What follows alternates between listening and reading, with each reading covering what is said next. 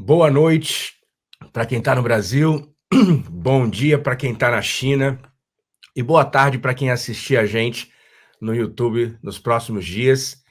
Meu nome é Marco Fernandes, eu sou pesquisador do Instituto Tricontinental de Pesquisa Social, sou também cofundador e coeditor do coletivo Dongshen, que produz, entre outras coisas, o boletim Notícias da China e que também produz uma nova publicação da qual a gente vai falar hoje, que vocês acabaram de ver aí o videozinho, essa nova revista do pensamento chinês chamada Wenhua Zhongheng. E nós, então, estamos organizando hoje o debate China e a nova ordem mundial, que é o tema, né, na verdade, da primeira edição dessa nossa revista que acabou de sair e que hoje a gente está lançando aqui com ilustres presenças, convidados muito especiais que vão fazer esse debate e ajudar, então, a apresentar essa nova publicação. A gente conta, então, hoje com a presença da Ting Chak, que é pesquisadora e diretora de arte também do Departamento de Arte do Instituto Tricontinental de Pesquisa Social e também cofundadora e coeditora do Dongshen. A gente conta também com o Hugo Albuquerque, que é publisher da Jacobin Brasil e editor da Autonomia Literária, uma editora que está fazendo um golaço agora no mês de maio, lançando pela primeira vez no Brasil, depois de quase 100 anos, lançando o clássico A Estrela Vermelha sobre a China, do jornalista estadunidense Edgar Snow, que veio para a China nos anos 30, né, e escreveu um livro, o primeiro grande livro aí sobre a experiência revolucionária do Partido Comunista.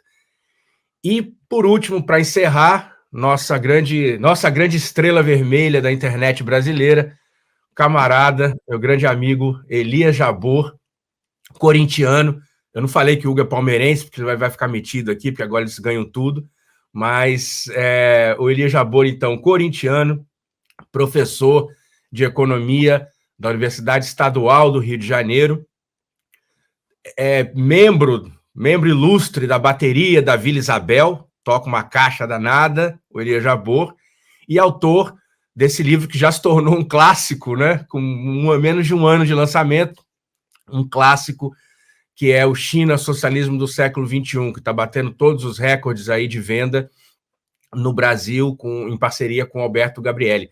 Então, nós temos aí um time muito forte para apresentar a revista, para apresentar essa nova publicação e fazer a reflexão que a revista propõe na primeira edição, que é justamente aí no limiar de uma nova ordem internacional. Vou aproveitar aqui para mostrar ela fisicamente, né? A gente imprimiu algumas cópias aqui na China e vamos fazer algumas cópias no Brasil também. E, bom, eu queria só rapidamente contar uma historinha para passar a palavra para Ting Chak, que eu acho que é uma historinha que ilustra também o porquê que a gente está lançando essa publicação nesse momento histórico. Eu tive o prazer de conhecer, no ano passado, um camarada Wu Jihua, ou José Wu, ou Zé. O Zé foi o primeiro correspondente internacional do Diário do Povo, no jornal Diário do Povo, jornal do Partido Comunista. Ele foi o primeiro correspondente no Brasil, foi para o Brasil em 85, passou 13 anos no Brasil. O Zé hoje já está meio brasileiro, meio chinês. E o Zé conta uma história muito interessante. Ele fala: Marco, quando eu fui para o Brasil em 85, a minha principal tarefa era ajudar a China a aprender o que o Brasil fez para se desenvolver daquele jeito. Em 1985, a China estava recém começando o processo de abertura, de reforma e abertura, e olhava para o Brasil com muita admiração e muita curiosidade, porque o Brasil, um país também agrário, exportador até os anos 30, 40, tinha virado uma grande potência industrial, tinha virado a 8ª economia do mundo, e tinha construído um parque industrial como poucos no planeta. Então, a China, começando esse seu processo de industrialização mais pesada, mais complexa, veio para o Brasil. E não foi só o José, né? O José passou muitos anos aqui, foi no ABC para entender como é que se construiu aquele parque industrial automotivo. Ele foi estudar como é que o Brasil construiu um sistema de propriedade intelectual.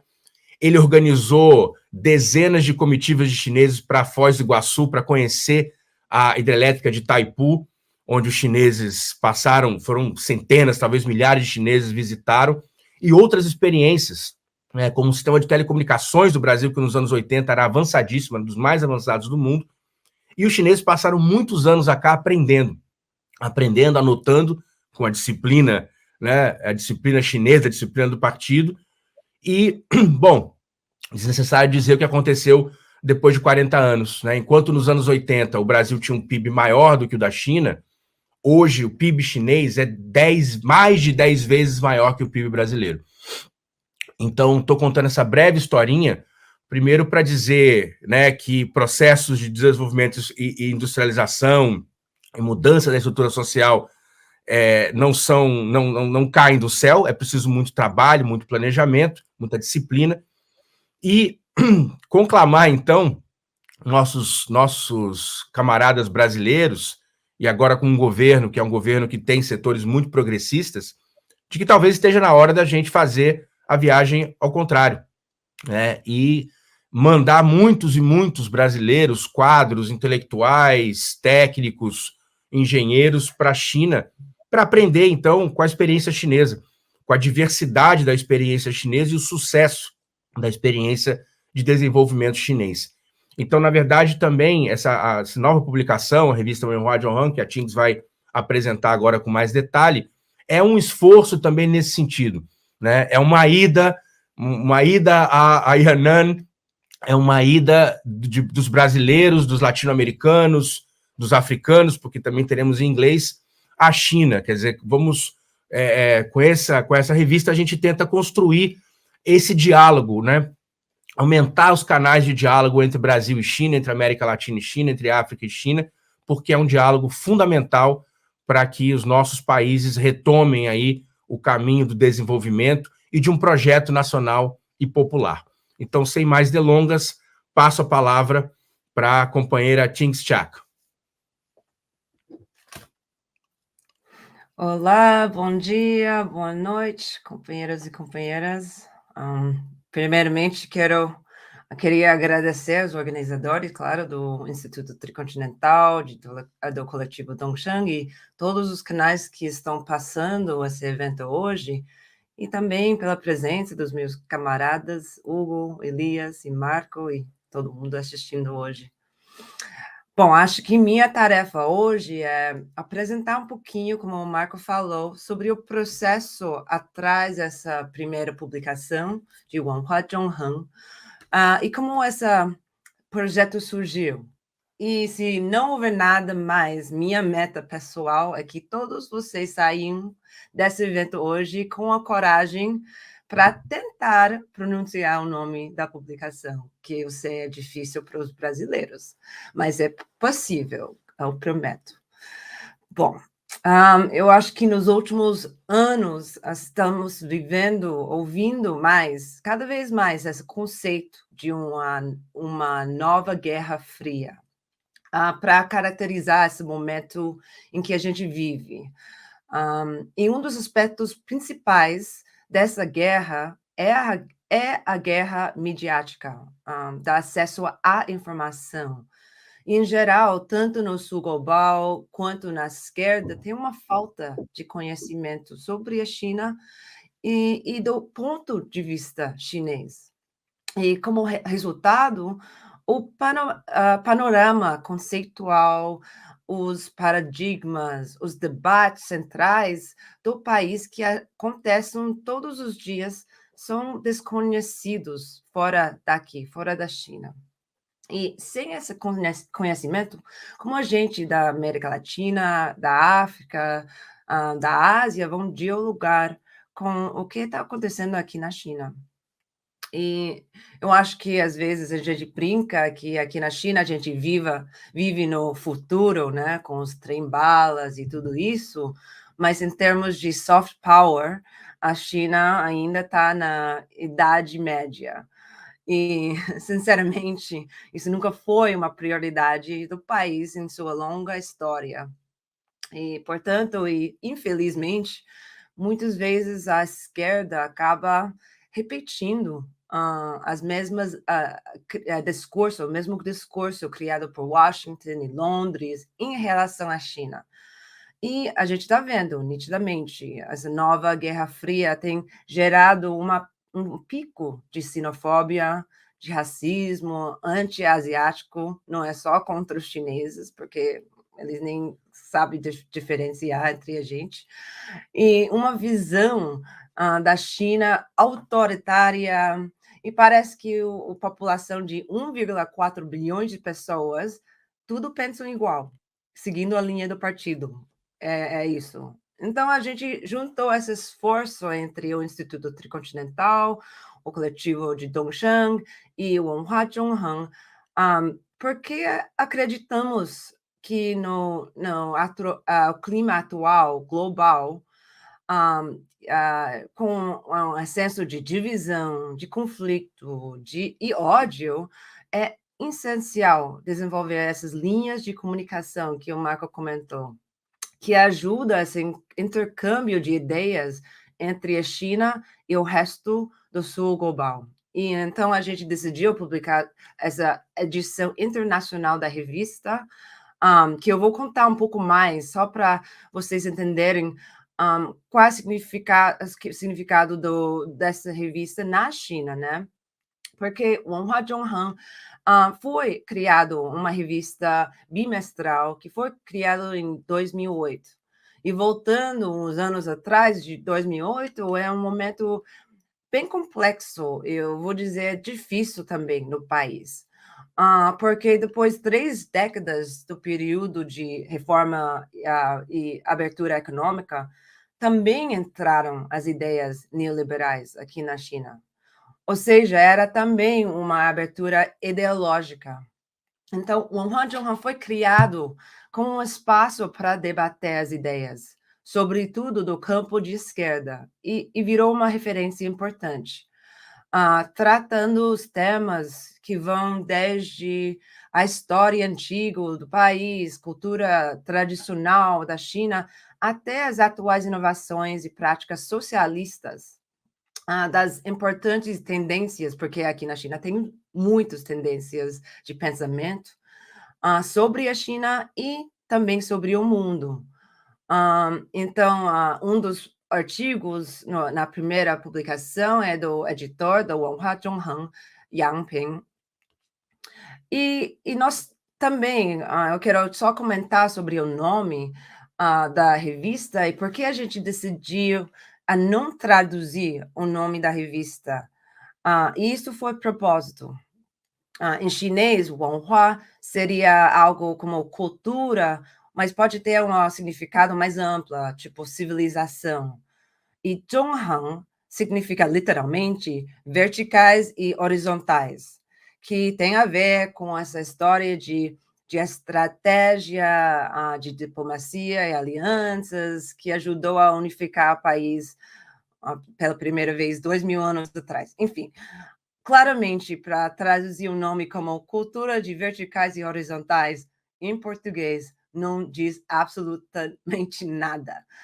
Então, é impossível, na real, traduzir esse título e manter seu sentido histórico, cultural e linguístico. E por isso, mantendo o nome em chinês, é uma forma de lembrar nossos leitores e leitoras que a China tem mesmo uma história, uma cultura complexa, que às vezes são difíceis de navegar e traduzir, mas é possível buscar entender a China e o pensamento chinês. E também eu estou falando de experiência para qualquer pessoa que tenha tentado aprender português, que não é um idioma fácil, com seus tempos verbais, pretérito mais que perfeito, composto não sei o quê. O chinês e a China é também conhecível. O nosso projeto humilde tenta construir essas pontes para esse entendimento mútuo, né? E eu acho que esse tema de tradução foi uma das grandes aprendizagens ao longo do processo, por todo o time que trabalhou nisso, porque não é uma tradução literal do chinês para o português, para o inglês, para o espanhol, mas é uma tradução cultural, tradução conceitual. E ao longo da publicação, a gente destacou termos específicos, deixados eles em chinês, com pinyin, que é o sistema de usar a alfabeta latina, de pronunciar palavras em chinesas, as chinesas. E isso foi propósito também, porque nessa publicação a gente queria traz oportunidade de introduzir conceitos chineses, em vez de tentar encaixá-los nos conceitos ocidentais. E a gente veja isso como um momento de formação cultural e política também. E queria destacar um outro exemplo, e o artigo do Yao Zhongqiu, chamado Cinco Séculos de Transformação Globais, uma perspectiva chinesa. Por que a gente tem que voltar 500 anos para entender o momento atual? E pensando que o termo império ou imperialismo tem sido usado para descrever a China hoje em dia. Mas a palavra é certa mesmo? Mesmo durante a época de Império Chinês, que era uma economia, território enorme, agregando muitos estados e etnias, mas era baseado num sistema tributário de comércio. O dessa Império Chinesa era completamente diferente do que a gente chama dos impérios britânico, espanhol, português, estadunidense, que eram baseados em 500 anos de colonização, de genocídio, escravidão, invasão territorial. Então, a gente tem que ir para a história da própria China para entender o que é chamada ascensão da China hoje, qual é a natureza dessa relação entre a China e dos países, o resto do mundo, especialmente do sul global, historicamente e hoje em dia? É verdade que a China está tentando substituir os Estados Unidos como potência hegemônica, como um novo império? E como a gente entende essa ascensão da China no contexto da ascensão do sul global em geral? Como países claramente como o Brasil, cumprindo um papel importantíssimo, especialmente com a eleição do Lula, e o país aqui ficou completamente animado com a visita do Lula. E no o artigo do Chang Yawen, nos ajuda a entender essa questão, vendo como a ascensão econômica da China e da Ásia é uma ascensão econômica do sul global. E, claro, tem outros economistas como Elias que possa comentar melhor nesse aspecto, mas tem um ascenso de BRICS, países do BRICS, ASEAN, SEO, que é a Organização de Cooperação de Xangai com os países da Ásia Central e Ocidental e tudo mais. Mas o professor Chang usa uma metáfora que achei maravilhosa. Ela compara no final do texto a estratégia do Mao Zedong e dos comunistas faz uns 100 anos, do cerco das cidades pelo campo.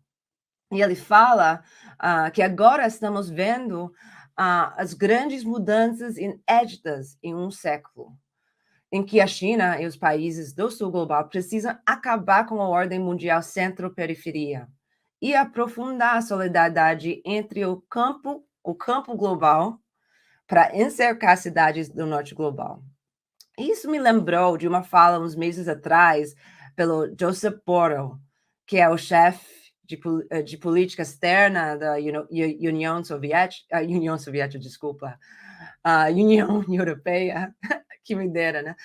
Que diz que a Europa é um jardim, estou citando, e o resto do mundo é uma selva, e a selva poderia invadir o jardim, com essa arrogância típica e colonial, na real, do norte global. Mas talvez ele também esteja certo ao dizer que a chamada selva, ou que a gente chama o campo global, vai encercar essas cidades do norte global. Mas isso também mostra um pouco do que lado da história a China está. Mas, enfim, para terminar meus pitacos aqui, eu queria destacar as últimas palavras que o presidente Xi falou para o Putin na visita dele em Moscou, que era igual, né? Que a gente está vivendo essas grandes mudanças inéditas em um século. E enfrentando essa conjuntura, acho que a gente coletivamente tem que, como a esquerda, tem uma responsabilidade de buscar entender essas grandes mudanças, inclusive as perspectivas da China. Não é o CNN, ou o BBC, ou algumas esquerdistas do norte global estão dizendo, mas as perspectivas da China mesmo, dos intelectuais, do povo chinês, e buscar dialogar com essas perspectivas. Porque isso não é uma busca apenas intelectual, é essencial para construir um mundo mais pacífico, de multilateralismo, multipolaridade, as palavras difíceis de pronunciar, e soberania de nossos países e povos. Então, por favor, leiam, compartilham, digam para nós o que vocês acham do projeto e muito obrigada. Obrigado, Tins. Absolutamente e chinesamente disciplinada com o tempo.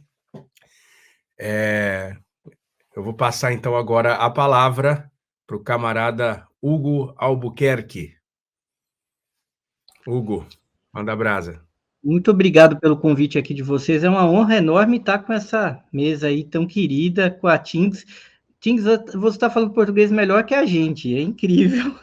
Você fala muito bem. E a gente sabe o quanto é difícil português, porque nem a gente fala direito, né? Justamente por isso. E eu estou estudando um pouquinho de chinês ultimamente, eu adoro. Mas eu leio mais do que eu falo, né? Porque a coisa dos tons é complicado, mas é maravilhoso a gente redescobrir uma escrita depois de velho, porque a gente se sente criança de novo. A gente vai lá e começa a ler um monte de coisa e fala, nossa, o seu nome mesmo em chinês. Eu falei, nossa, que nome poderoso da Tins. Quando você coloca lá, eu falo, caramba. E muita coisa que a gente acaba lendo. É muito bom vocês fazerem esse esforço cultural de colocar o pinyin, colocar os caracteres, porque isso é muito importante para quem está aprendendo. Eu gosto muito de ler edições bilíngue, quando a gente vai ler o Tao, Tetinho e livros clássicos, mas sempre esbarra num problema que é o pinyin, que às vezes a gente tem de memorizar, fala, não, isso aqui está em português, mas como isso fala? Eu gostei muito do material de primeira qualidade. Eu, que além de ser advogado, eu sou editor, né? A gente tem esse olho. E tá muito bonito e, ao mesmo tempo, com conteúdo muito bom. E é sempre importante contar essa história do começo. E vocês têm uma história muito grande para contar, né?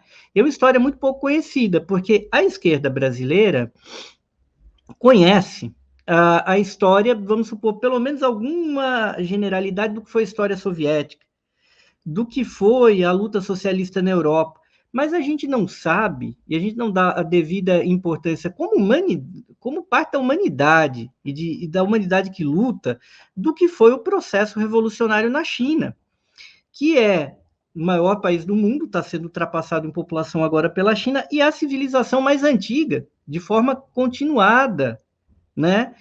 Que a gente não tem isso. O Irã atual, ele não é a antiga Pérsia, ele foi descontinuado, o Egito, idem, e outras tantas civilizações que desapareceram com o tempo. E a China deixa esse testemunho de ser uma civilização, uma cultura que resistiu todo esse tempo, e resistiu em grande medida com a tradição que passa pela cultura, pelo comércio, antes de passar pela própria arma. O que é o inverso do que são as civilizações do chamado Ocidente, da Europa, ou até aquilo que antecedeu que a Europa, que eram os antigamente chamados de arianos, indo-europeus, que basicamente invadiram uma parte grande do mundo e repetiram isso, né, com as grandes navegações.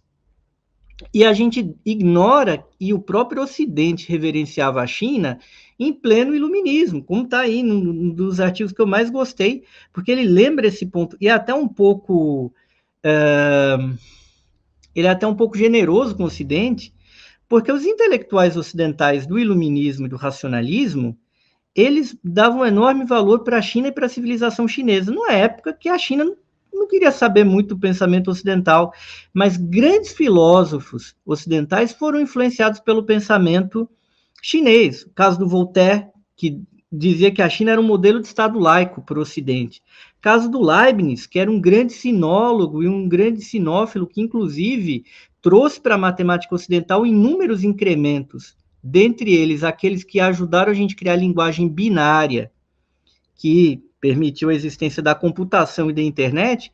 Ele aprendeu isso com a China. O próprio Hegel, que leu o chinês por meio de um francês chamado Jean-Pierre de Abel-Remusat, e isso ajudou enormemente a resolver inúmeros problemas, inúmeras aporias do pensamento ocidental. Porque quando a gente fala numa dialética de unidade de opostos, a gente já está falando uma coisa que o Hegel trouxe para o Ocidente, mas é algo que estava colocado no pensamento chinês há milênios.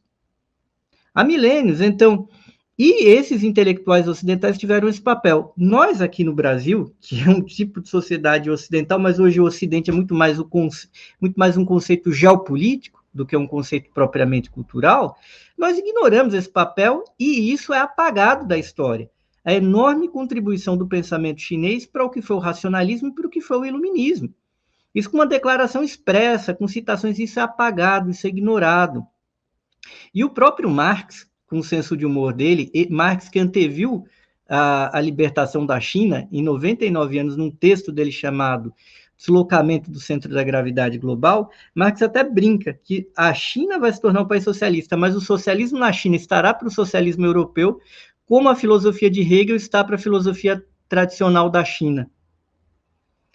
Sabedor ele, Marx, das influências orientais óbvias do pensamento de Hegel, não apenas chinesas, também da filosofia indiana, e que acabaram contribuindo bastante. Então, muito que a gente julga que é fruto da genialidade europeia, não é.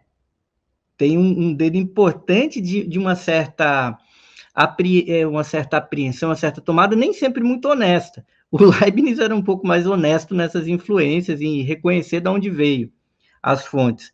Do contrário, a gente começa achando aí que tudo foram ideias geniais, que não existiam e que brotaram da cabeça de europeus iluminados, ou depois americanos iluminados, em um certo quadrante da história. E para além da questão da cultura chinesa ao longo do tempo, o que foi o pensamento, o que foi o processo de revolução chinesa, uma revolução que não aconteceu num país de 10 milhões de habitantes, mas sim num país gigantesco, um país que é tão grande e diverso quanto um continente.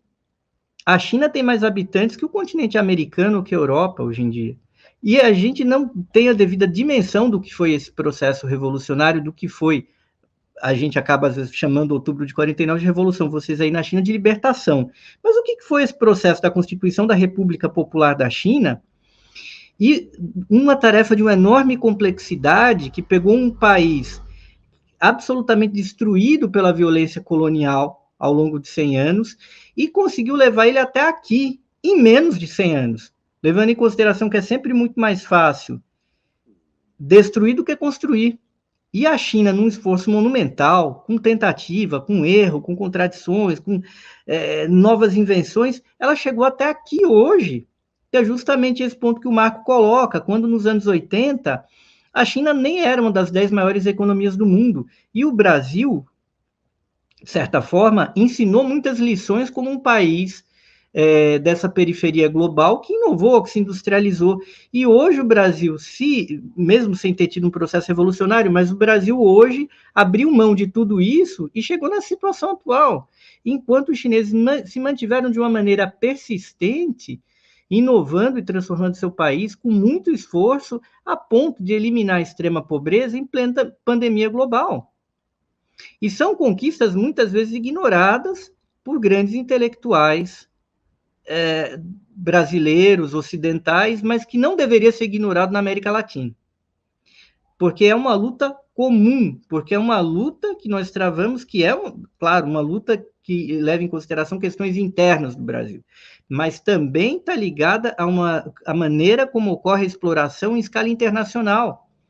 E essa luta chinesa é uma luta comum com o Brasil, é uma luta comum com a América Latina, comum com a África, e só pode ser travada dessa maneira. É uma luta pela libertação da amarra do colonialismo monetário. Enquanto tantos e tantos intelectuais falam que imperialismo é uma coisa do passado, até bem pouco tempo atrás, quer dizer, ainda hoje, agora que finalmente se discute, a gente aboliu o dólar nas transações internacionais. O Brasil e a Argentina fizeram isso muito timidamente no passado, mas continuam, em grande medida, fazendo transações com uma moeda que não é uma moeda mundial, que se escamoteia como uma moeda mundial, mas uma moeda de um determinado Estado-nação central, e que colhe todas as vantagens e os privilégios de ter sua moeda nacional usada como uma moeda mundial. Claro que tem. E isso sendo sustentado pelo mundo, num processo fabuloso de exploração e de desvio de riquezas, pelo simples fato do dólar, a moeda nacional americana, ser usada como uma espécie de moeda mundial, permitindo que os Estados Unidos tenham déficits enormes e que sua dívida externa seja, no fim, uma dívida externa aferida na própria moeda americana, aquilo que foi chamado, com muita razão, de um privilégio exorbitante. Então, eu acho que essa revista vem numa boa hora, e para trazer esse debate de China para o Brasil, porque isso precisa ser apresentado como caminho. Esse encontro entre o Lula e o Xi é um grande marco, e é um marco no momento em que o sistema global não vai acabar de uma outra forma que não seja numa crise terrível ou numa terceira guerra mundial. E quem é o anteparo, quem é o país que coloca toda a sua grandeza econômica para evitar esse destino trágico, é a China. É a China que combateu, que parou um país continental em plena pandemia para salvar vidas, muitas vezes sendo caluniada, enquanto no Brasil morreram centenas de milhares de pessoas que não tinham culpa de nada, que foram vítimas de uma agenda de um presidente apoiado por esses poderes centrais, embora muitas vezes criticado lentamente, mas que nunca foi denunciado no Tribunal Penal Internacional, porque o Bolsonaro e esses neofascistas, eles podem ser algum incômodo e algum zumbido, mas eles não violam aquilo que se chama de ordem mundial baseada em regras. Por quê? Porque, no fundo, ele está defendendo esse tipo de acumulação brutal, selvagem, colonial. Bolsonaro não foi denunciado pelo TPI. Foi até denunciado, mas o que aconteceu com o processo dele no TPI? E a China, que parou o país e que salvou incontáveis vidas, é que é caluniada como um totalitarismo. A gente tem uma responsabilidade intelectual de fazer o máximo esforço possível para combater essa propaganda atroz que chega num nível brutal, semiótico, molecular, e que inverte a realidade de uma maneira que nem os maiores escritores que tratavam de distopia no começo do século XX podiam imaginar. É disso que a gente está falando. A gente está falando da sobrevivência da humanidade, e a gente não pode colocar na mesma balança um país como a China, que defende uma ordem multilateral, de um país como os Estados Unidos, que defende o seu interesse de continuar a ter um privilégio exorbitante, por meio do dólar, por meio dos seus inúmeros porta-aviões, por meio de uma ideia que é o grande zumbido em torno da guerra da Ucrânia, que não é sobre soberania ou não de um país, mas um debate que eles estruturam da seguinte maneira: nós temos o monopólio do uso da força no cenário internacional. É isso que os Estados Unidos falam quando eles combatem, quando eles estão combatendo a dita invasão russa na Ucrânia. Mas eles não se furtam de fazer uma expansão brutal da OTAN pelo mundo, até com outros nomes para o continente asiático, para ameaçar a China, de discutir o que se deve fazer ou não no Estreito de Taiwan. Então, é disso que a gente está falando, e a gente tem uma responsabilidade tremenda de levar essa mensagem. A gente aqui, até para concluir na autonomia literária, a gente está tendo a honra de publicar o Snow, fiquei sabendo que vocês vão para Yan'an, e o que foi a enorme importância disso, daqueles jovens chineses que lutaram, deram sua vida em testemunho, marcharam milhares de quilômetros enfrentaram o imperialismo japonês e depois derrotaram os fascistas internos para fazer esse esforço monumental que precisa ser valorizado, porque aquilo foi uma conquista da humanidade. E aquilo foi um exemplo para a humanidade, né? E eu acho que a gente no Brasil tem de olhar com mais carinho, com mais atenção, pelo menos aqueles que erram por ignorância, que não errem mais, porque nunca vão faltar aqueles que erram por outros motivos menos nobres. Mas eu acho que essa luta, eu acho que vocês estão de parabéns trazer esse tipo de publicação em língua portuguesa e em várias línguas aí, e eu acho que essa luta, camaradas, é seguir em frente. Parabéns de novo e obrigado pelo convite. Muito obrigado, Hugo Albuquerque. Valeu pela excelente fala aqui, vários comentários aqui na... Você foi inclusive chamado de enciclopédia aqui nos comentários do chat.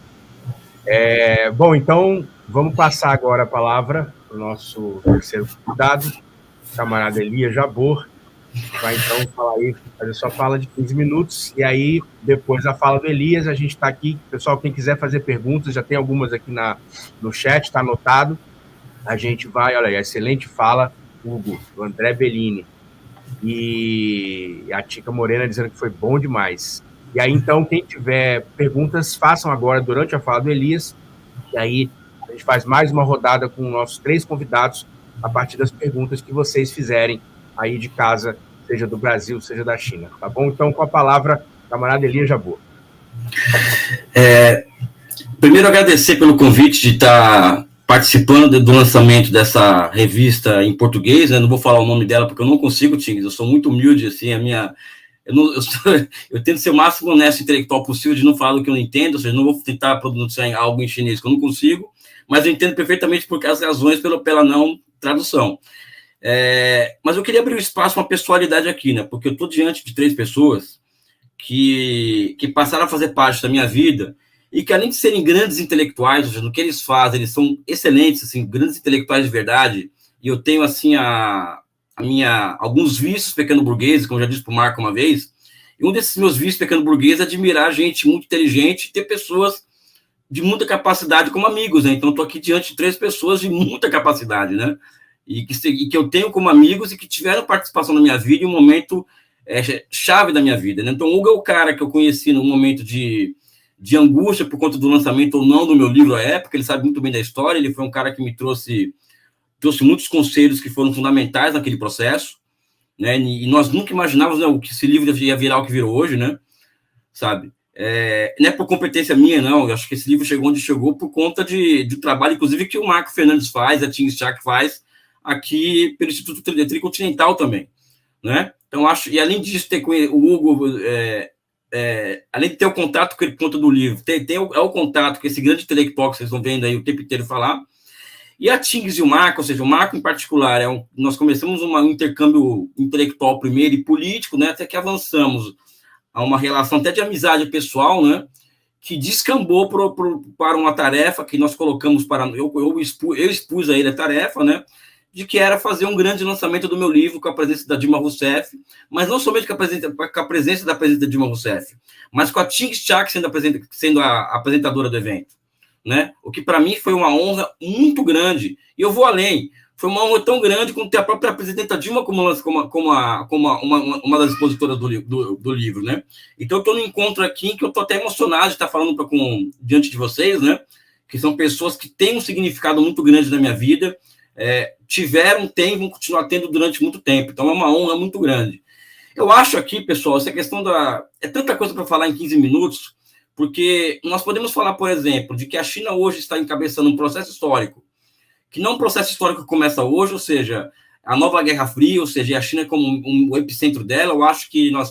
Eu acredito que, por exemplo, nós temos que observar que existe um processo histórico iniciado, nós podemos até escolher uma data aqui, é uma votação. Pode ser tanto a Comuna de Paris, em 1871, quanto a Revolução Russa de 17, que são marcos fundamentais e que iniciam, pode ser tanto uma data quanto outra, o processo de transição capitalismo-socialismo em âmbito mundial.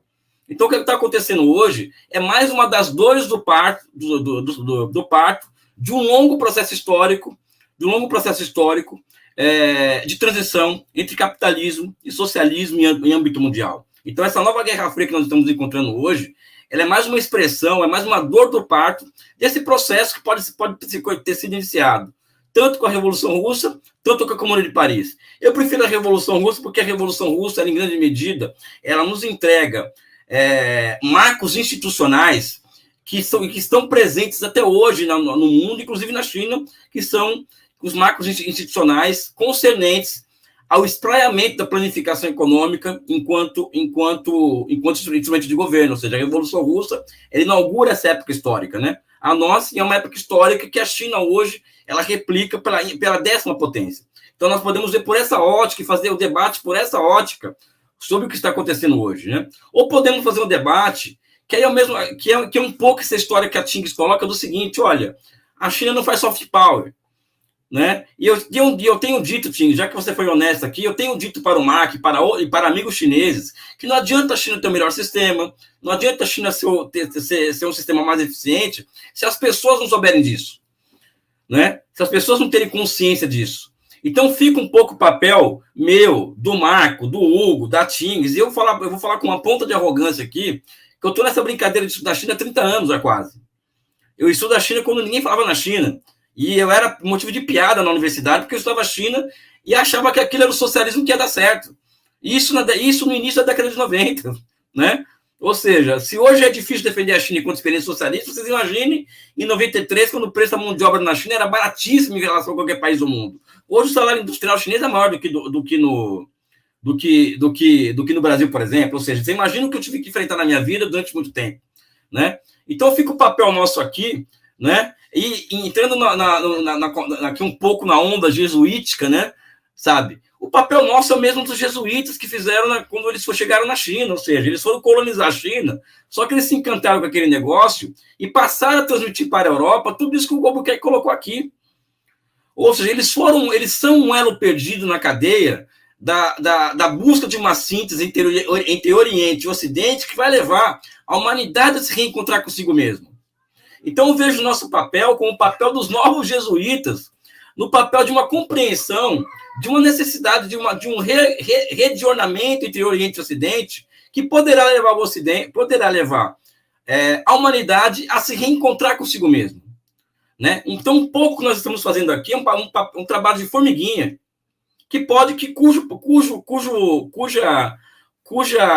cuja estratégia, vamos dizer assim, vai ser basicamente essa, ou seja, a construção do socialismo em âmbito mundial, né? Ela também coincide com o momento em que a humanidade vai se encontrar consigo mesma e vai conseguir fazer a história a partir da sua própria consciência, de forma consciente. Isso não vai acontecer sem que Oriente e Ocidente se reconciliem, né? Enquanto humanidade, enquanto um céu, um mundo, ou seja, um mundo debaixo de um céu, né? Sabe? Então, acho que esse papel que a revista cumpre, que a Tricontinental cumpre, que a Tongcheng News cumpre, que o Marco cumpre e que a Tings cumpre, é um papel que é impressionante hoje. É muito impressionante hoje. Essa edição, por exemplo, do livro de Edgar Snow, na minha opinião, é o maior golaço literário que nós temos aqui na América, talvez na América Latina, em âmbito de uma literatura de esquerda. Porque justamente é isso, ou seja, é trazer de volta ao debate sobre um processo revolucionário, pessoal, que não foi um processo revolucionário chinês. Eu acho que existe uma universalidade nesse processo. É um processo revolucionário que vai salvar a humanidade. Eu não tenho a menor dúvida do mundo que se existe salvação, ou seja, não no sentido cristão, mas se existe um salto dialético no mundo, esse salto dialético já foi previsto por Hegel lá atrás, né? Que é o quê? Que é a volta ao mundo, a volta da Ásia como centro de gravidade do mundo. E a China como centro disso.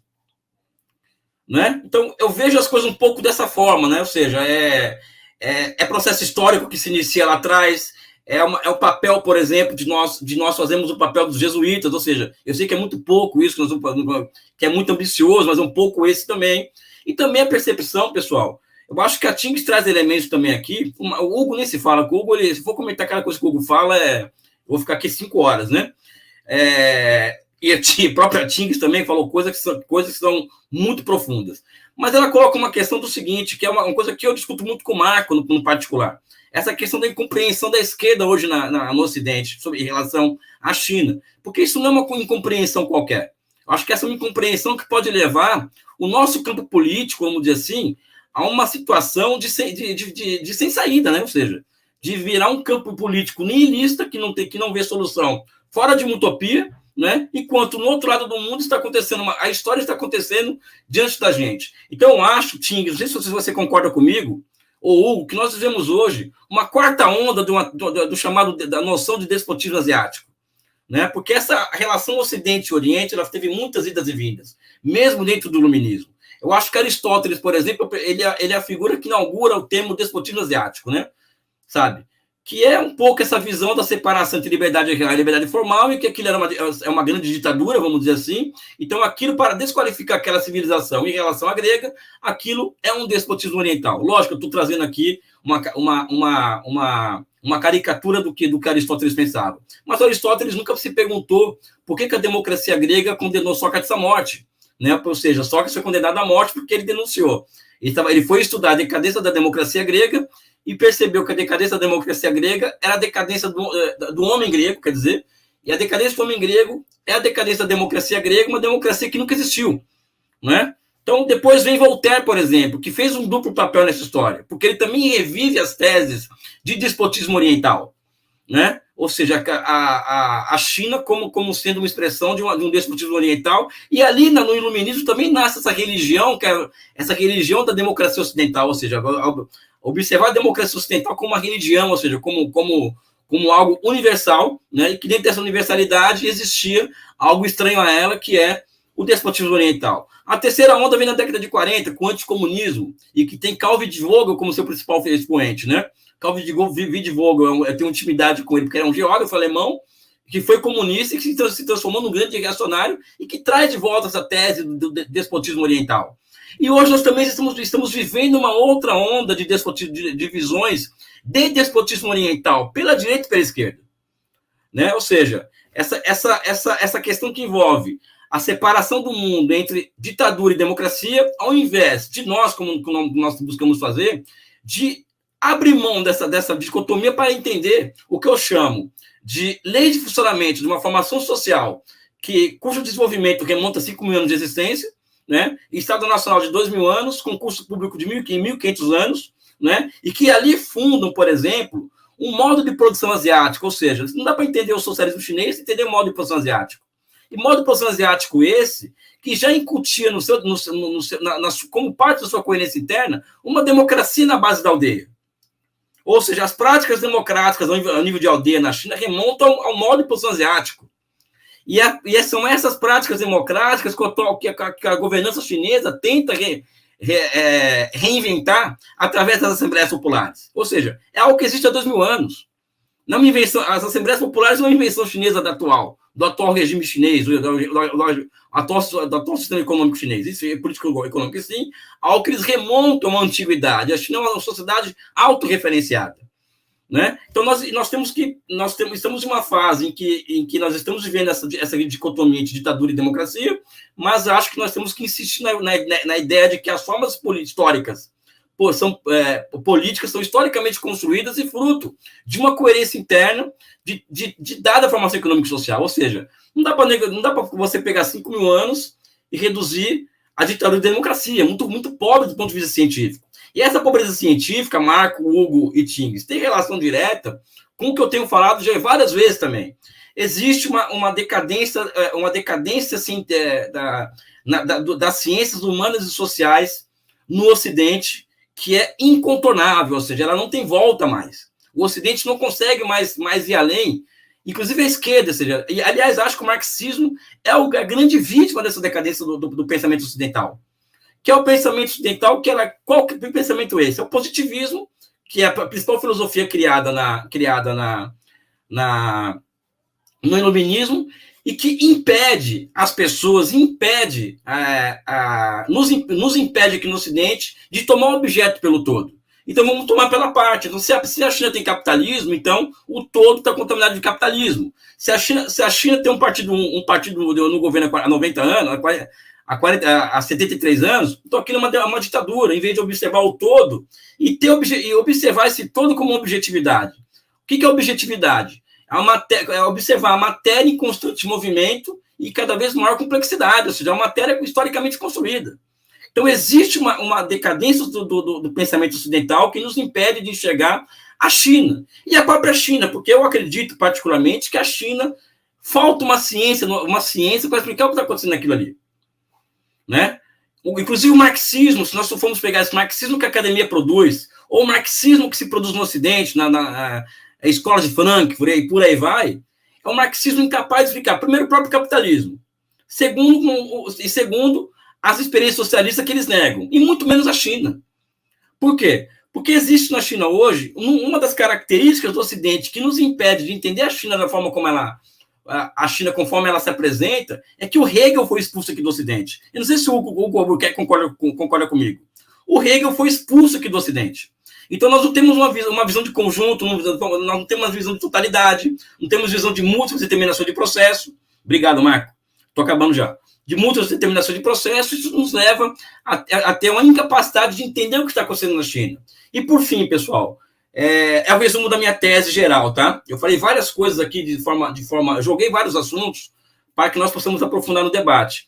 Eu acho que existe uma coisa nova acontecendo na China hoje, tá? Existe um novo modo de produção para surgir na China hoje, que eu chamo de nova economia de projetamento, que é uma expressão do socialismo de mercado chinês, ou socialismo conforme o conceito se manifesta naquele movimento real. Então, nós necessitamos urgentemente, além dessas traduções que a Tongsheng faz, a Tricontinental faz, nós temos capacidade de elaborar mais e melhor sobre a China. Então, a importância dessa revista, Tings, e a tradução dela, é que ela vai nos possibilitar, vai nos entregar material para que nós possamos construir uma teoria a partir do materialismo histórico e dialético para compreender o atual estágio de desenvolvimento que a China se encontra, né? E principalmente, ao meu ver, eu acho que surgem ali novas e superiores formas de planificação econômica, que eu acho que deveria estar no centro da nossa análise ao pensarmos a superação do capitalismo aqui no capitalismo no Ocidente, né? E não somente isso, né? Eu tenho mais um minuto e coloco mais uma tese, né? A China ela pode ser o epicentro, né? Já falei com o Marcos sobre isso também, tendo o NDB como base. Ou seja, para mim, a transição capitalismo e socialismo do sul global passa necessariamente pela decuplicação das redes, não somente comerciais, mas de financiamento, de investimento e de produção. Ou seja, é urgente uma integração financeira do sul global, ou seja, os bancos de desenvolvimento do sul global se integrarem entre si, tendo centro o NDB, por exemplo. É urgente a integração produtiva do sul global. A África do Sul não pode ficar sem luz durante o tempo que ela está sem luz. Uma integração produtiva do sul global é fundamental para enfrentarmos as emergências do global. E também uma integração em nível de investimento, ou seja, a nova Rota da Seda como parte disso daí. Eu acho que aí está, Marco, Hugo e Tings, um caminho possível para o sul global transitar do capitalismo ao socialismo. É uma elaboração que eu estou tentando melhorá-la, estou tentando pensar melhor sobre isso, mas como vocês me conhecem, uma hora sai alguma coisa desse negócio, né? Eu quero agradecer muito a chance de estar com vocês, é uma honra pessoal, como eu disse aqui no início, né? Para mim é emocionante estar com vocês três, né? E eu fico por aqui com um forte abraço, um beijo no coração de vocês. Muitíssimo obrigado, camarada Elias Jabbour, excelente fala. Estou aqui acompanhando no chat os comentários, muitos elogios, desde do português da Tings, né, as falas do Hugo, do Elias, aqui dizendo, por exemplo, que, bom, críticas aos Estados Unidos, né, tem gente aqui lembrando que a desinformação sobre a China ela é financiada, né, por instituições como a Open Society, como a Fundação Ford. Aqui o Elton diz que a China tem a importante missão de mostrar ao mundo que um Estado sob orientação socialista tem que servir ao bem-estar da população e não apenas deixar ricos mais ricos. A Maia Pamplona diz que privilégio poder assistir uma live desse nível aqui, nessa terrível arma política que é o YouTube. Pois é, são essas contradições que a gente precisa lidar no dia a dia. De vez em quando eles apagam, né? Eles apertam um botãozinho e apagam em canais inteiros, né? Como fizeram com a RT no ano passado. Bom, tem uma série de comentários aqui, a gente já está caminhando aí para a última rodada. Eu vou tentar fazer algumas perguntinhas, e aí vocês podem responder, os três, cada um responde o que quiser. Tem aqui uma pessoa, deixa eu ver aqui, que está perguntando se vocês têm indicações de intelectuais chineses. Perdi aqui onde é que está exatamente, mas eu lembro que esse era o pedido. Outra pergunta está aqui. Vamos ver. Bom, tem um comentário interessante do Rodrigo, né? O Brasil aguarda um intercâmbio de transferência de tecnologias, assim como investimentos, intercâmbio cultural, prosperidade. É meu maior sonho. O modus operandi de segurança. Esse é o Rodrigo Pinheiro. Tem perguntas aqui, tem comentários sobre a Escola de Frankfurt. Enfim, tem muitos comentários. Acho que nitidamente aqui o nosso público está acompanhando com muita proatividade, mas eu queria, então, além dessa pergunta, tem aqui também o Carlos Corrêa perguntando se vocês têm projeto de traduzir as obras clássicas do marxismo chinês, e acho que entra um pouco naquela ideia, naquela pergunta sobre intelectuais chineses, a indicação, né? Por exemplo, a obra Marx entra no Templo Confuciano, de Guo Moruo. Então, essa é uma também uma das dicas ou das propostas. E aí, eu vou também lançar uma perguntinha, já aproveitando essa imagem que o Elias trouxe aí dos novos jesuítas, para vocês três também, quem quiser responder, pensando um pouco na situação brasileira, né? Nós estamos vivendo um momento muito especial, o presidente Lula acabou de vir à China, foi uma viagem que causou aqui na China um efeito muito grande, a Tins comentou também, e tem toda uma onda que se está criando aí inclusive entre os governos, né, com uma série de memorandos de entendimento que foram assinados, uma série de acordos que vão ser fechados nos próximos meses. Então, queria também levantar essa pergunta, o que vocês acham que pode ser, então, qual o papel que a cooperação entre Brasil e China nos próximos anos, no governo Lula, no governo Xi Jinping, pode ter para o Brasil e para o Sul Global, né? Qual seria a importância dessa cooperação? E, por último, deixa eu ver se tem mais alguma pergunta aqui. O que temos a oferecer, o Elton dos Santos, o que temos a oferecer à China e uma parceria sino-brasileira, se não commodities? Entra um pouco nessa pergunta que eu fiz. E tem vários outros comentários, eu não vou conseguir ler todos, pessoal, porque já são vários aqui, mas todos comentários muito alinhados com as falas que foram feitas. Então, vou passar, então, a palavra para Tins. Pode ter aí de 5 a 7 minutinhos para responder, Tins. E aí faremos o mesmo, então, em seguida, com o Hugo e com Elias, para a gente encerrar o debate daqui a uns 15, 20 minutos, tá bom? Então, muito obrigado aí para todo mundo que está assistindo, pelos comentários, pelas perguntas, pelas propostas. Então, agora com a palavra a Tins Chak. Bom, obrigado pelos comentários e questões complexas, interessantes. Não é fácil seguir o Hugo e Elias, né? Mas, enfim, eu, infelizmente, não anotei todas as perguntas, mas talvez eu vou fazer uma resposta meio geral e os outros podem acrescentar outras coisas, especialmente essa questão de Brasil e China. Eu queria... eu vi que tinha muitas questões sobre a divulgação das ideias, tanto de história e cultura chinesa, e quanto a perspectiva mais marxista, mais da construção socialista. E uma coisa a gente está tentando, não é só com essa revista, com o Hajong-Han, é trazer esses elementos. O Marco mencionou que o Dongshan, a gente publica notícias da China, mas outra coisa a gente está tentando fazer é o que a gente chama China Explica, que é alguns conceitos, e eu queria só trazer, não é só para fazer propaganda de nós, mas porque é interessante, é muito ligado ao tema que o Elias trouxe sobre a questão de história grega.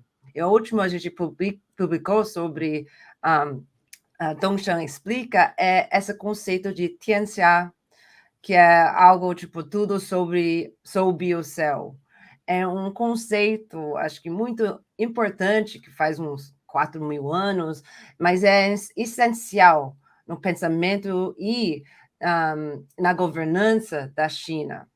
E é muito diferente, que destaca essa diferença entre os modelos antigos por exemplo, o Império o Estado como a República Grega ou do Estado-nação europeu, que é um sistema grego baseado nessa ideia de polis. Cidade-estado é uma política nacional que tem uma distinção clara entre estados, entre a vida privada, a esfera pública, entre o indivíduo, que é o centro de tudo, e o Estado. E esse paradigma é onde o indivíduo é sujeito político básico do Estado-nação, é a maior unidade política soberana. Mas, por outro lado, no pensamento chinês não existe isso, não existe essa ideia. Por exemplo, nossa unidade política menor é a família, começa com a família. E o mais ampla é além dessa questão de Estado-nação. Tianxia é tudo sobre o céu. E isso informa muito a filosofia política da China, como a China atuou desde 4.000 anos da história, como a China está atuando hoje. Mas, enfim, eu estou falando disso, que tem tantos esses conceitos para entender a China, e não é possível entender o processo socialista só começando nos anos 20, quando o Partido Comunista foi fundado, ou o processo de longa marcha, os anos em Yan'an, que é o foco do livro do Edgar Snow. Mas tem que ir para a história, porque às vezes eu gosto de brincar que a gente chama esse socialismo com características chinesas. Eu quero até dizer que a história chinesa é com características socialistas, porque, na real, a China tem uma história muito mais longa, que assumiu e adotou e também fez uma coisa meio híbrido, junto com ideias existentes, com essa inovação, com o marxismo. E entrando nessa questão de dicas de leitura, eu vou sugerir um intelectual, Wang Hui, que é maravilhoso. Ele foi, na real, nos anos 90, durante 10 anos, para ler todos os clássicos com a perspectiva de uma pessoa da esquerda, porque entendendo que nesse momento de senso de neoliberalismo, esses conceitos como nação, Estado-nação, como os conceitos chaves do Ocidente não explica o que está acontecendo na China, nem a história da China, porque mesmo no mundo intelectual chinês é muito capturado pelo esse olhar ocidental. Então, ele passou 10 anos relendo e escrevendo. E tem um livro até trazido para o português, acho que é chamado Século XX da China, para entender essa história, como a gente chega aqui, eu acho que é uma das dicas principais. E para falar uma última coisa, é que eu acho que muitas pessoas da esquerda pensam que o socialismo, a construção socialista, acabou com a morte do Mao Zedong. Mas isso, eu acho que é um grande equívoco para entender o que está acontecendo hoje. Por exemplo, em 2 anos atrás, a China anunciou que a pobreza extrema acabou na China. E muitos, inclusive da direita, os capitalistas, liberais, gostam de falar que não é por causa do socialismo, é por causa do capitalismo. E isso mostra que a China é capitalista, porque tomou algumas medidas de mercado, durante a reforma e a abertura econômica, mas isso acho que é um grande equívoco. Inclusive, o Tricontinental fez uma publicação sobre isso, falando sobre o trabalho de base, a mobilização do partido, a sociedade, tudo isso, e como isso é uma continuação do processo que começou nos anos 20 e 30 e até 49, até agora. Então, enfim, eu queria só levantar essas questões e passar a palavra. Obrigado, Tins. O Luiz me lembrou aqui que uma das perguntas também que apareceu foi se a China tem alguma pretensão de fazer um esforço para divulgar sua história e cultura. Acho que um pouco a Tins tocou nesse ponto, mas fica também aí como possibilidade para o Hugo e para o Elias responderem. Na verdade, surgiram agora várias perguntas. Tem alguém aqui também perguntando como é que faz para ter acesso à edição física da Wenhua Zhonghan. A gente está conversando lá no escritório do Brasil, do Tricontinental, para fazer cópias. E aí a gente vê como consegue disponibilizar, de repente, no site do próprio Tricontinental ou da Expressão Popular. Quem sabe a autonomia literária também não se interessa. A gente pode ir conversando e deixando essas informações. Então, teve mais essa pergunta. Tem uma aqui do Elton também. Gostaria de saber o que os chineses sentem a respeito dos países que causaram o século de humilhação. O Neto Vale pergunta se na relação Brasil e China podemos pensar em acesso à tecnologia chinesa. O Sérgio Guedes pergunta sobre a questão da Amazônia, a relação da Amazônia e o projetamento. Estou aqui, enfim, pegando algumas questões, não vai dar para responder tudo, pessoal, mas fica aí também como provocações aí para a gente ir pensando. Então é isso, né? Deixando essas perguntas, passa agora a palavra para o Hugo. Fique à vontade, Hugo, para responder o que você acha mais... enfim, você está mais aí na ponta da língua. Então, 5 a 7 minutos, com a palavra, então, Hugo Albuquerque. Cumpri religiosamente, Marco. Pegando a provocação do Elias, se eu concordava sobre o Hegel, eu acho que o Hegel ele já é um cara que ele, em um dado momento, tenta resolver um monte de aporias do pensamento ocidental, da tradição racionalista e iluminista, e ele recorre ao Oriente. Ele vai estudar os indianos também, né, a filosofia védica antiga, e é engraçado que em um dado momento ele ainda tenta salvar o Ocidente, ele trava aquelas grandes polêmicas ali com o Schlegel, que eram irmãos filólogos, e também com o von Humboldt, a respeito de Índia, e ele, em um dado momento, tem uma leitura mais crítica em relação à China, até meio pejorativa. No fim da vida, lá na década de 1820, o Hegel melhora as posições dele e elabora melhor.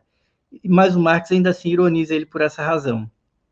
E claro, naquele momento que o Hegel escreve, a China era a maior economia do mundo. Ela não tinha sido acossada ainda pelaquela pequena ilha chamada Inglaterra, que, no entanto, tinha armas, tinha canhoneiras e um projeto imperial e de pilhagem. E eu acho que o Hegel, ele termina, Elias, por mais que ele tenha tentado se manter dentro da tradição ocidental, ele acaba expulso, porque olha o que o Hegel mexe. Ele mexe no vespeiro, né? Porque o Hegel, ele, na verdade, rompe, ele vai pegar o problema central, que não é o problema central do Descartes, é o problema do Aristóteles, é o problema de tudo isso que vai gerar essa construção que se chama metafísica. E todos os problemas que giram em torno dessa questão, e que isso atrapalha, inclusive, o entendimento do Marx até hoje no Ocidente. Porque a gente continua tentando entender o Marx, fala em dialética, mas aplica uma lógica analítica, quando não expressa de uma maneira absurda, com aqueles marxistas analíticos, mas muitas vezes tem marxista de primeiro nível acadêmico, usando um raciocínio metafísico para interpretar o Marx. Aí a gente tem esses utopismos, essa desgraça toda que gera essa grande decadência, que é o marxismo ocidental, que é uma interpretação antimarxista do próprio Marx, porque ela sequer é dialética, no sentido que Hegel está falando.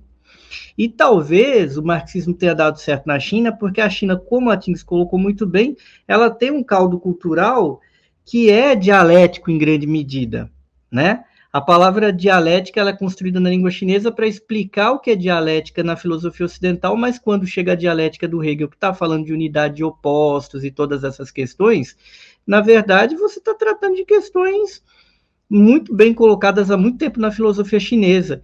Ainda que se considere restritivamente que muita filosofia chinesa não seria dialética no nível do Hegel, não é possível desconsiderar, por exemplo, Wang Futi, no século XVII, lá conterrâneo de Mao, lá de Hunan, como um dialético no sentido de Hegel, no século XVII. O Zhuang Zai, lá bem antes, né, no século XI.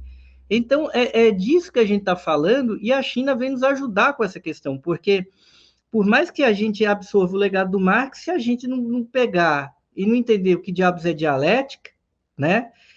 Não adianta falar de Marx, não adianta, você pode concordar episodicamente e vai estar aplicando aquilo errado. Outro ponto que é preciso falar é do teu colega geógrafo lá, o Wittfogel, o pássaro branco, o painhal, aquela figura que gerou muitos discípulos aqui no Brasil, inclusive, com essa lógica de despotismo oriental, sendo que o despotismo é algo próprio do Ocidente. O despotismo, por definição, é uma palavra grega. O despotismo só pode ser entendido dentro da dicotomia entre polis e a oikia. Não existe despotismo. Você pode falar que tem formas de opressão e autoritarismo. Tecnicamente, não existe despotismo oriental. Isso é uma farsa colonial, né? E isso gerou um problema muito grande na esquerda, porque o Wittfogel era mais um desses falsos esquerdistas, que era inclusive filiado ao Partido Comunista Alemão, que depois achou o seu lugar lá na direita. Então, esse tipo de orientalismo, ele sempre tem um lugar muito complicado, né? E a gente tem de olhar muito para as nossas fileiras, né? E aí o Carlos colocou uma questão importante aqui também, a gente pensa em publicar mais coisas assim, China, a gente tem até um selo, né? O Longa Marcha lá na Autonomia. E o que é legal até do Estrela Vermelha, para fazer aqui um mexer, até as próprias digressões históricas que o Snow fez em relação à China, que ele não se limita a falar dos anos 20 e 30, ele foi como americano, até uma coisa assim notável, de fazer um trabalho, um esforço de campo, falar com as pessoas, mas sempre colocar essa coisa da cultura chinesa, e de como a cultura chinesa se formou, e que aquela luta existe há muito tempo, que a própria travessia do rio Tatu, a Grande Passagem, é uma coisa que muitos tentaram, só os comunistas no fim conseguiram, em meio à Longa Marcha. Então, é muito bacana a gente pensar nessas questões, eu acho que a gente tem que trazer. Eu fiquei maravilhado com os textos aí desses intelectuais, que tá na Wenhua John Han. Han pronuncia quase como man, né, Tings? Tipo sonho. A gente fala, às vezes a gente fala Ren, porque é a tendência de não pronunciar no tom correto. E eu achei bacana. Conheci esse pessoal que escreveu aqui pelo Marco, quando ele me mandou a primeira prova. Tem muita coisa boa sendo publicada na China atualmente, inclusive da parte no próprio comitê permanente do partido. O Wang Hunin é um grande intelectual, está falando de cultura chinesa o tempo inteiro. E tem muita coisa traduzida para o inglês. Eu acho que tem uma coisa aí, vocês estão... Eu acho que ler a revista aqui já dá um horizonte para a gente entender e interpretar esse pensamento chinês contemporâneo que a gente precisa aprender.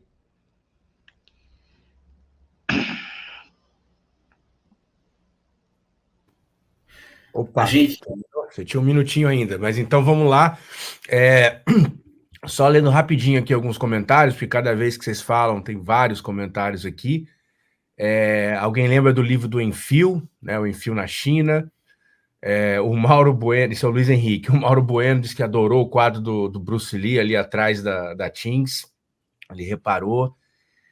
O Daniel Brumano pergunta se a China tem interesse no desenvolvimento industrial do Brasil.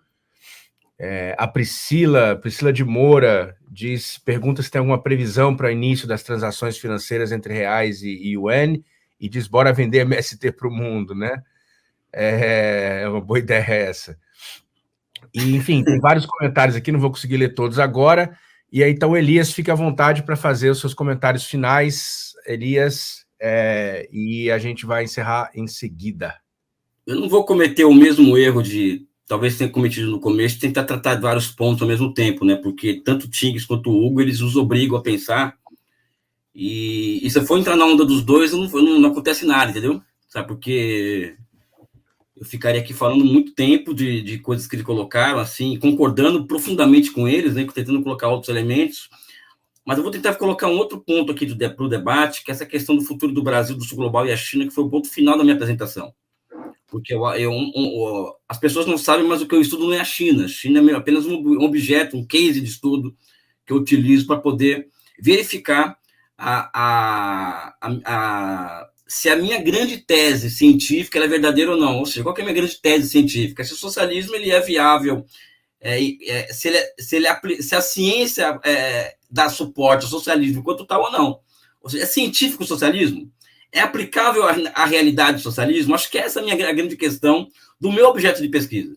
E a China acabou, e já tem eu busco essa resposta desde 94, por aí, e até hoje eu tô tentando responder. Já, lógico, eu tenho uma opinião sobre isso. O meu último livro é a minha 6ª aproximação a essa resposta, que é o meu 6º livro sobre a China, né? Então, acho que esse é o meu ponto, e esse é o ponto que eu quero trazer quando eu vou falar das relações comerciais, de investimento de China e Brasil, né? Primeiro, nós precisamos ter em mente que a China ela é mais estratégica do que eu, a Tings, o Hugo, o Marco imaginamos que seja para o futuro do Brasil. Por quê? Porque existe uma questão que envolve história, né? Ou seja, no Brasil se utilizou da tendência do automóvel. Vou contar essa história que todo mundo aqui já ouviu, mas vou falar de novo. O Juscelino Kubitschek, que foi um grande estadista, na minha opinião, eu sei que é polêmico, aliás, eu sou polêmico, né? Sabe? Um grande estadista percebe que existe uma tendência do automóvel no mundo, e ele aproveita dessa tendência para trazer as montadoras americanas para cá, construir toda uma rede de estradas no Brasil e construir Brasília e, assim, unificar o território econômico brasileiro. Ou seja, isso é o beabá da Revolução Burguesa, né? E, ao mesmo tempo, surgiu de 2 a 3 mil pequenas e médias empresas no Brasil, ancilar essas empresas automotivas, que na década de 80 transformou o Brasil no maior parque metal mecânico do mundo. Então, quando se fala da esquerda, Tings, ela não fala só mal da China, né? A China é capitalista. A esquerda brasileira, no geral, o marxismo, não gosta do Brasil também. Eu sou um cara, as minhas brigas com o Marco, às vezes, giram em torno disso, no bom sentido. Eu tenho um profundo orgulho da história do Brasil, com todas as suas contradições, com todos os problemas que nós criamos com o nosso processo de desenvolvimento. Por quê? Porque nós hoje nós temos um país que é o quinto maior país do mundo, cujo tamanho geográfico, e dentro, aí eu entrando em concordância com o Marco e com o MST, dentro de um projeto nacional e popular, nós podemos afiançar a paz mundial, né? Ou seja, isso é uma construção de 5 séculos Brasil, que, na minha opinião, é uma construção que é vitoriosa, com todas as contradições que são insetadas nessa construção. Então, hoje, o nosso próximo passo civilizacional nós temos um projeto nacional e popular. Eu vou integrar esse conceito ao meu vocabulário, Marcos, com a sua permissão. Um projeto nacional e popular em que coloque Brasil e China lado a lado. Não tem essa coisa de equidistância entre Brasil, China e Estados Unidos. Essa coisa do Itamaraty, sabe, da busca de uma paz perpétua e tal, que não existe. No final, o que rola é o interesse nacional, não tem tese. O futuro do Brasil é estar ao lado da China, e não equidistante em relação à China e Estados Unidos. Tá? Agora, isso pode ser feito da forma como está sendo feito. O Brasil hoje tem um problema muito grave de soberania nacional, que é as nossas infraestruturas destruídas. E, novamente, como na década de 50, um país estrangeiro nos entrega possibilidades para nós planificarmos nosso processo de desenvolvimento. A China pode nos entregar trens de alta velocidade, a China pode nos entregar rodovias, a China pode nos entregar portos. Ou seja, só que isso demanda do Brasil um grau de pensamento estratégico e um grau de sofisticação intelectual que não está presente no Brasil hoje, Marco. Fica aí você trocando ideia no telefone, o Hugo, a Tinha, não sei o quê, pensando dessas coisas, mas quem pensa igual a nós, assim, nesses termos do Brasil? Muito poucas pessoas. Né? Então, nós estamos diante do desafio civilizacional no Brasil que passa por nós termos relações com a China nesse patamar. E isso levando, porque eu sou daqueles caras que acreditam que o externo, ele acaba aqui entrando no interno e acaba que esse modo de produção externo acaba que se impondo internamente, historicamente. Ou seja, os modos de produção, eles entram nos países da periferia a partir de fora. O feudalismo brasileiro, o escravismo é de fora para dentro. Mesma coisa, o capitalismo talvez seja o socialismo, a mesma coisa. Né? E como isso vai acontecer? Eu acredito que com a integração de investimentos, integração financeira, integração produtiva entre Brasil e China, isso vai gerar industrialização no Brasil, porque interessa para a China o nosso processo de industrialização. A China não quer o ônus de ser um país hegemon. Isso é muito problemático ser hegemon. Então, deixa o Brasil virar uma potência industrial lá do outro lado do mundo, porque isso é bom para os nossos interesses. E no quintal americano. Então, para a China não interessa que o Brasil seja um país fraco, um país pobre, um país com tecido social esgarçado, e até porque, eu não sei se o Marco sabe disso, ele que trabalha mais com isso, e a Tings, essa demanda por commodities brasileira vai acabar. Existe um grande projeto em andamento, Marco, não sei se é isso que eu queria saber, não sei se você está sabendo, a China quer transformar o deserto de Gobi em área agricultável, que é realizar algo que o Brezhnev tentou fazer no Cazaquistão e não deu certo. Não sei se você conhece essa história, deve conhecer, ou seja, que foi uma tentativa revolucionária. Só que os chineses vão conseguir. A União Soviética tinha um problema alimentar muito sério, de segurança alimentar, e a grande hipótese do Brezhnev seria transformar o Cazaquistão em uma grande fazenda para a União Soviética, junto com a Ucrânia, né? Não deu certo, por vários motivos. E a China vai conseguir fazer isso.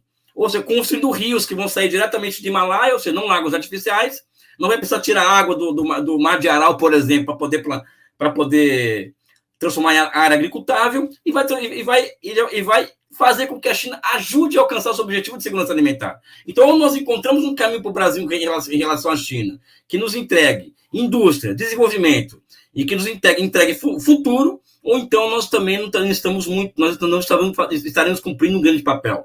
E eu acho, particularmente, que a esquerda brasileira cumpre um desserviço, não na sua totalidade, mas em parte, né? Não vou falar de todo mundo, porque aqui tem 4 pessoas de esquerda aqui, e nós não pensamos igual a maioria, mas o desserviço é grande, Hugo. Não é pequeno, não.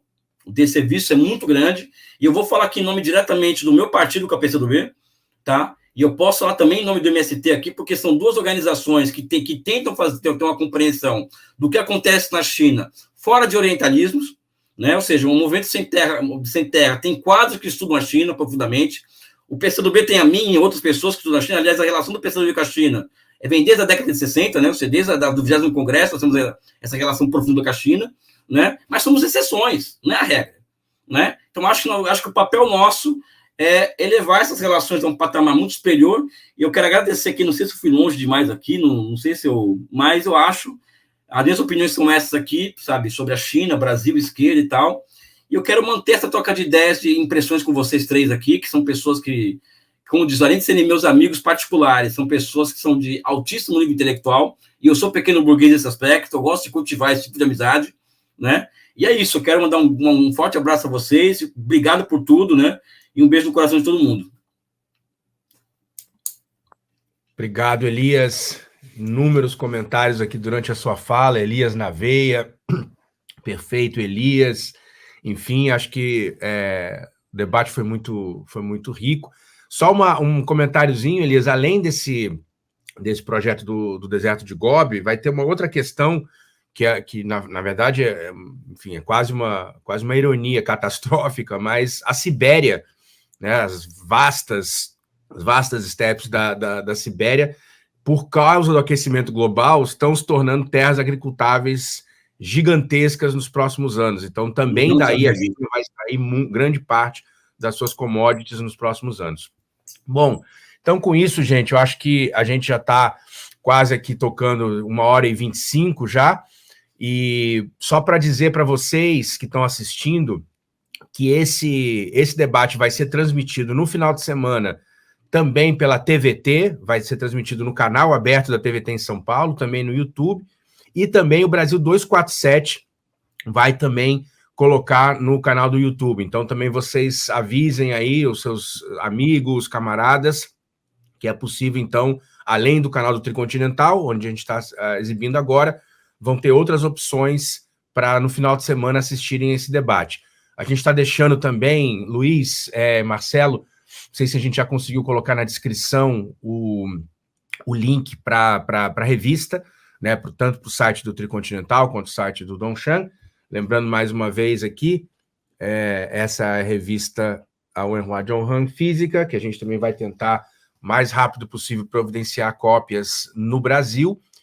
E fica então o convite, aberto o convite, né, para não só para ler a revista, mas para isso que acho que todos os nossos 3 convidados disseram, que a gente é preciso a gente fazer agora esse movimento de ir até a China do ponto de vista do debate intelectual, do debate político, e também fica o convite para que você, Elias e Hugo, venham à China assim que for possível, para a gente também cumprir aqui as nossas tarefas jesuíticas, como o Elias colocou, nesses próximos anos, tá bom? Então, mais uma vez, muito obrigado, Tings, muito obrigado, Hugo, muito obrigado, Elias, muito obrigado ao nosso público que participou bastante aí pelo chat, e tenho certeza que muita gente vai assistir essa live, ou enfim, esse debate nos próximos dias no Brasil. E aí já fica o convite para o segundo número. Nós já estamos trabalhando, né, Tings? Já estamos trabalhando na segunda edição da Wenhua Zhonghang, e acho que também acho que o sucesso desse debate também é um incentivo para a gente, no segundo número, organizar mais uma live para continuar aí divulgando e instigando esse debate entre Brasil e China. Então, um grande abraço, como diria o Elias, um beijo no coração de vocês, e a gente se vê na próxima.